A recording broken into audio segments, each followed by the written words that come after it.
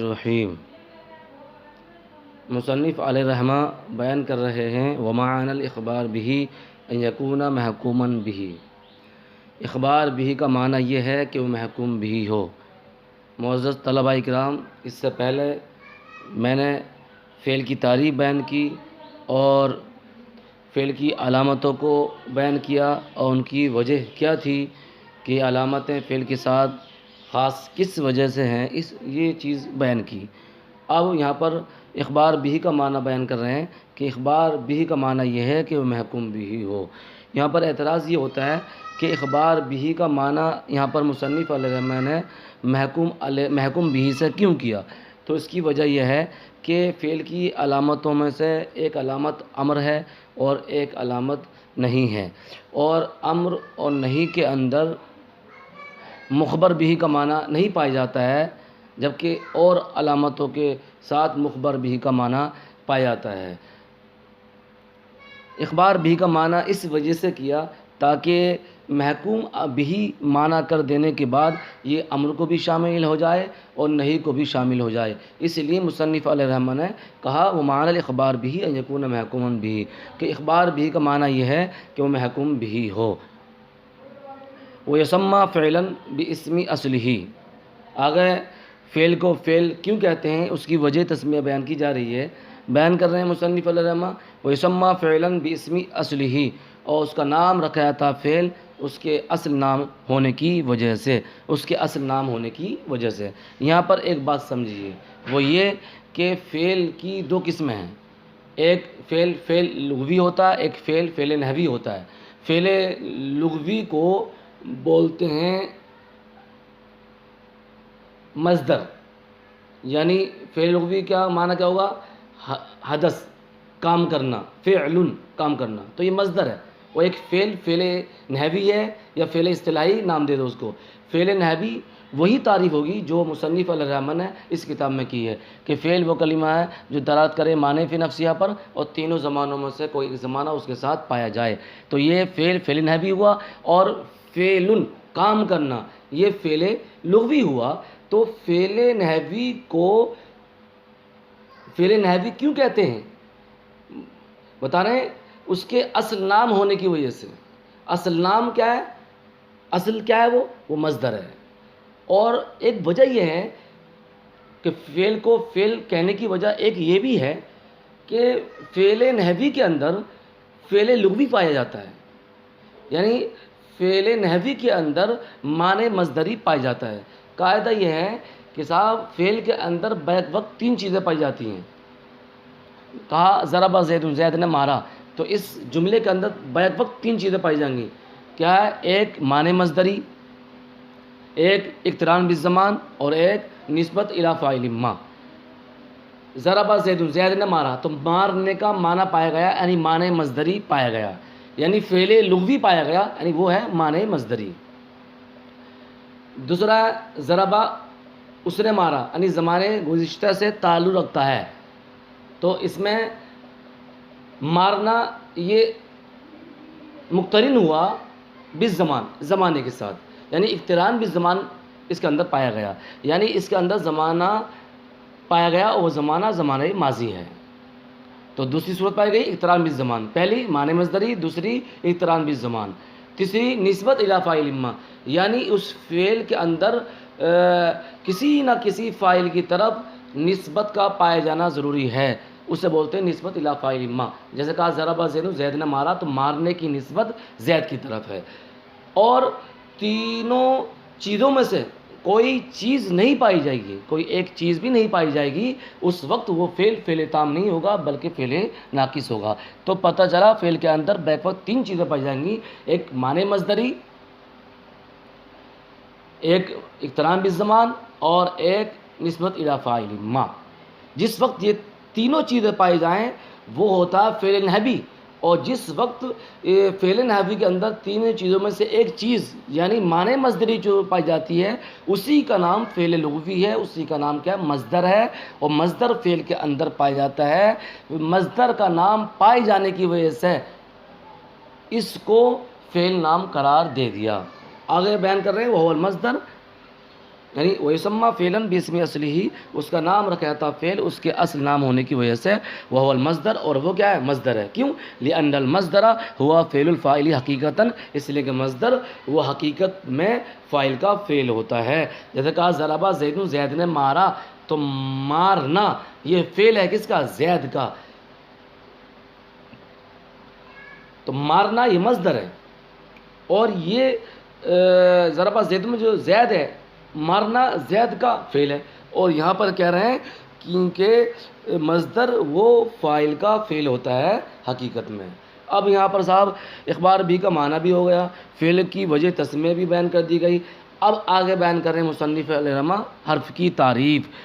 کلمے کی جو 3 قسمیں کی تھیں، اسم، فعل، حرف، اب یہاں پر حرف کی تعریف بیان کریں گے، اس کی علامتوں کو بیان کریں گے، اور حرف کے کیا کیا فائدے ہوتے ہیں اس کو بیان کیا جائے گا، اور حرف کو حرف کیوں کہتے ہیں، اس کی وجہ تسمیہ کیا ہے، اس کو بھی بیان کیا جائے گا۔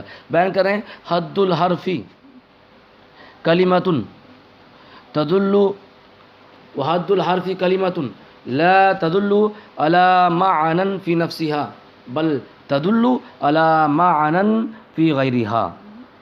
بیان کر رہے ہیں حرف وہ کلمہ ہے جو دلالت نہیں کرتا ہے معنی فی نفسیہ پر، بل تدل علی معنی فی غیرہا، بلکہ وہ دلالت کرتا ہو معنی فی غیر نفسیہ پر۔ کیا مطلب ہوا اس کا؟ یعنی حرف مستقل بالمفہوم نہ ہو، یعنی اپنا معنی خود نہ بتلاتا ہو، جب تک کہ اس کو کسی دوسرے کلمے کے ساتھ نہ ملایا جائے، یعنی اپنا معنی دینے میں ایک دوسرے کا محتاج ہوتا ہے۔ کیا تعریف ہوئی؟ حرف وہ کلمہ ہے جو دلالت نہیں کرتا ہے معنی فی نفسیہ پر، بل تدل علی معنی فی غیرہا، بلکہ دلالت کرتا ہو معنی فی غیرہا پر، یعنی اپنا معنی دینے میں دوسرے کا محتاج ہو۔ نحو من، جیسے کہ لفظ من۔ اب لفظ من یہ حرف کی مثال ہے، اور لفظ من کا معنی تھا ابتدا، تو ابتدا کا معنی خالی لفظ من سے حاصل نہیں ہو سکتا جب تک کہ من کو کسی دوسرے کلمے کے ساتھ نہ ملایا جائے۔ من سے کچھ پتہ چل رہا؟ کچھ بھی نہیں چلے گا۔ ہاں اگر ہم نے کہہ دیا کیا ہے، جئتو من بریلی الشریفہ الی مراد آباد، میں بریلی شریف سے آیا مراد آباد تک، تو اب آنے کی ابتدا معلوم ہو گئی کہ آنے کی ابتدا کہاں؟ بریلی، اور انتہا کہاں ہے؟ مراد آباد۔ تو من نے ابتدا کا معنی دیا یہاں پر، کب؟ جبکہ من کو ملایا بریلی الشریفہ سے۔ ایلا نے اپنا معنی دیا انتہا کا، کب دیا؟ جبکہ ایلا کو ملایا ہم نے مراد آباد سے۔ تو من ابتدا کا معنی، ایلا انتہا کا معنی جب ہی دیں گے جبکہ ان کو دوسرے کلمے کے ساتھ ملایا جائے۔ آگے بیان کر رہے ہیں فإن معناها الابتدا، بے شک اس کا معنی کیا ہے؟ ابتدا ہے۔ وہی لا تدل علیہ الا بعد ذکر ما منہ الابتدا، بیان کر رہے ہیں وہی، اور وہ یعنی من، لا تدل علیہ اس پر، علیہ کے نیچے 3 نمبر ہے، اور ابتدا کے نیچے بھی کیا ہے؟ 3 نمبر ہے، یعنی لفظ من لا تدل علیہ یہ ابتدا پر دلالت نہیں کرے گا، الا بعد ذکر ما منہ الابتدا، مگر کرے گا تو کب کرے گا؟ الا بعد ذکر ما منہ الابتدا، مگر اس کے ذکر کرنے کے بعد کہ جس سے ابتدا ہوتی ہے۔ کل بصرتی والکوفتی، جیسے کہ بصرہ اور کوفہ۔ مثلا آپ کہو تقول سرت من البصرتی الی الکوفہ، یعنی میں نے سیر کی بصرہ سے کوفہ تک، تو یہاں پر سیر کی ابتدا اور سیر کی انتہا دونوں کے دونوں معلوم ہو گئی۔ ابتدا معلوم ہوئی من سے جبکہ اس کو بصرہ سے ملایا، اور الا کا معنی انتہا، انتہا کا معنی ملا کس سے؟ کوفہ سے، جبکہ ہم نے الا کو کوفہ سے ملایا۔ علامتہ، مصنف علیہ رحمہ اب حرف کی علامت بیان کر رہے ہیں وہ علامت اس کی علامت اللہ یہ ہے کہ اللہ یصح الاخبار عنہ ولا بہ، اخبار عنہ کا صحیح ہونا اور نہ ہی اخبار بہ کا صحیح ہونا، یعنی حرف نہ مسند لے پایا جائے گا اور نہ مستند پایا جائے گا۔ کیوں؟ کیونکہ یہ مستقل بالمفہوم نہیں ہوتا ہے، جس طرح اسم اور فعل مستقل بالمفہوم ہوتا ہے، اس طریقے سے حرف نہ نہ مسند لیے بنے گا اور نہ مسند بنے گا۔ اور بیان کیا وَأَلَّا يَقْبَلَ عَلَامَاتِ الْأَسْمَاءِ وَلَا عَلَامَاتِ الْأَفْعَالِ، اور نہ ہی یہ اسماء کی علامتوں کو قبول کرے گا اور نہ ہی افعال کی علامتوں کو قبول کرے گا، یعنی نہ ہی اس میں اسم کی علامتیں پائی جائیں گی اور نہ فعل کی علامتیں پائی جائیں گی۔ اسم و فعل کی علامتوں میں سے کوئی علامت نہ ہونا یہ حرف کی علامت ہوگا۔ دوسرے لفظوں میں یہ کہہ دو کہ اس کی علامت عدمی ہے، یعنی نہ ہونا اس کی علامت ہے۔ اب اعتراض ہوتا ہے، اعتراض یہ ہوتا ہے کہ صاحب جب کلمہ نہ مسرد ہوتا نہ مسرد الیہ ہوتا ہے، یعنی مستقل بالمفہوم نہیں ہوتا ہے، تو کلمے کی تیسری قسم اس کو قرار کیوں دیا؟ کیونکہ اسم مستقل بالمفہوم ہوتا ہے، کلمے کی قسم ہونا اس کا صحیح ہے، فعل مستقل بالمفہوم ہوتا ہے، کلمے کی دوسری قسم بننا اس کا صحیح ہے، لیکن کلمے کی تیسری قسم حرف قرار دینا یہ درست نہیں ہے، کیونکہ وہ دونوں تو مستقل بالمفہوم ہیں، لیکن حرف یہ مستقل بالمفہوم نہیں ہے، اپنا معنی خود نہیں بدلاتا ہے۔ جب اپنا معنی خود نہیں بدلاتا ہے تو کلمے کی تیسری قسم قرار کیوں دیا؟ تو اس کا جواب نیچے عبارت سے دے رہے ہیں، وہ یہ کہ کہہ رہے ہیں وَلِلْحَرْفِ فِي كَلَامِ الْعَرَبِ فَوَائِدُ، اور حرف کے کلام عرب میں بہت سارے فائدے ہیں، بہت سارے فائدے ہیں، حرف کے فائدے ہیں، اسی وجہ سے حرف کو کلمے کی تیسری قسم قرار دیا۔ بیان کر رہے ہیں کیا کالربط بین الاسمین، جیسے کہ دو اسموں کے درمیان ربط پیدا کرنا، تعلق پیدا کرنا، دو ٹوٹے ہوئے دلوں کو ملانا، یہ حرف کا کام ہے۔ نحو زید فی الداری، جیسے زید فی الداری، زید گھر میں ہے، ہمارا اس جملے سے مقصد حاصل ہو گیا، وہ یہ کہ زید گھر میں ہے، اور یہ فائدہ کس نے دیا؟ فی نے دیا، کیونکہ اگر فی نہ ہوتا تو عبارت بنتی زید دار، زید گھر ہے، تو زید گھر ہے، اس سے کوئی فائدہ حاصل نہیں ہوتا، لیکن فائدہ کس نے دیا؟ فی نے دیا، اور فی نے دو اسموں کو ملا دیا، یعنی زید جو ایک اسم ہے اس کو ملا دیا کس سے؟ دار سے، جو کہ دوسرا اسم ہے۔ اویل فعلین، یا دو فعلوں کے درمیان ربط پیدا کرے گا حرف۔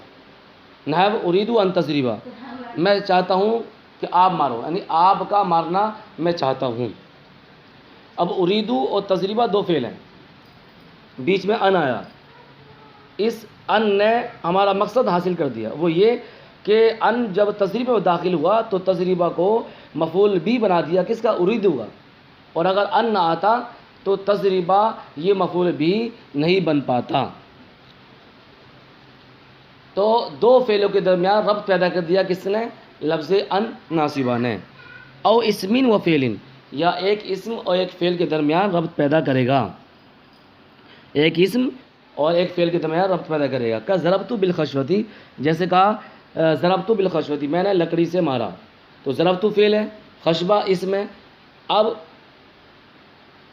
با حرف جار بیچ میں آیا، اس نے ہمارا مقصد پورا کر دیا، اور مقصد یہ ہے کہ میں نے لکڑی سے مارا۔ اگر با نہیں آتا تو عبارت ہوتی ضربت الخشبۃ، معنی ہوتا میں نے لکڑی کو مارا، اور یہ خلاف مقصود لازم آتا۔ خلاف مقصود لازم نہ آئے تو تعلق پیدا کر دیا، ملا دیا، ربط پیدا کر دیا حرف نے، کس کے درمیان؟ فعل اور اسم کے درمیان۔ آگے بیان کر رہے ہیں اب الجملتین، یا دو جملوں کے درمیان ربط پیدا کرے گا، یعنی دو جملوں کو ملائے گا، جیسے ان جاءنی زید اکرمتہ، اگر زید میرے پاس آئے گا تو میں اس کی تعظیم کروں گا۔ تو یہاں دو فعل تھے، ایک تو فعل ہوا، ایک جملہ ہوا، دو جملے ہیں، ایک جملہ ہوا جاءنی زید، دوسرا جملہ ہوا اکرمتہ۔ تو ان حرف شرط نے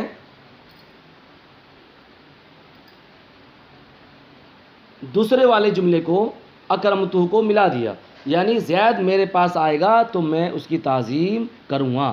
تو مجیت شرط ہے تعظیم کرنے کی، جب آئے گا تبھی تعظیم ہوگی، اور یہ کس نے ملایا دوسرے جملے کو؟ ان نے۔ اگر ان نہ آتا تو مجیت تعظیم کے لیے شرط قرار نہیں پاتی۔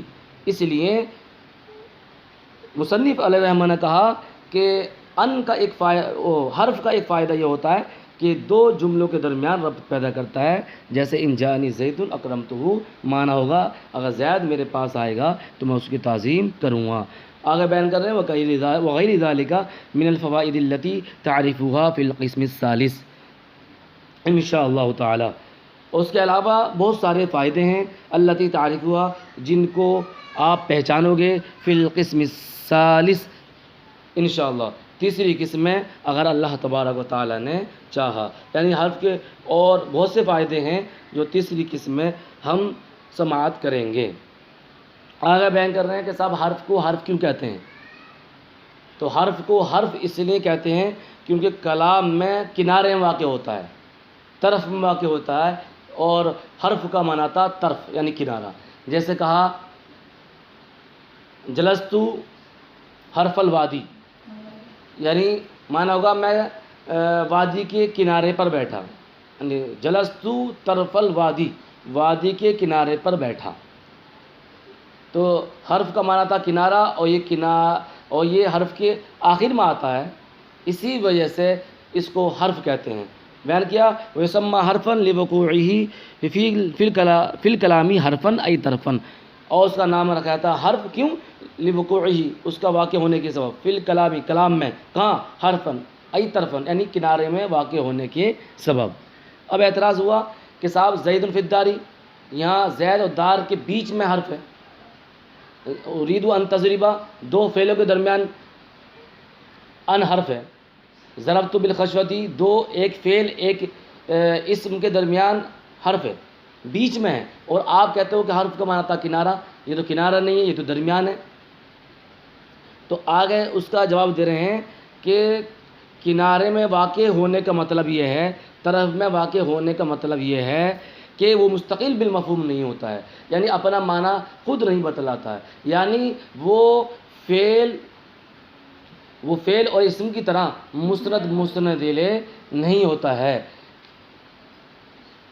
جس طرح فعل اور اسم مقصود بالذات ہوتے ہیں، اس طریقے سے حرف مقصود بالذات نہیں ہوتا ہے. اس وجہ سے حرف کو حرف کہتے ہیں.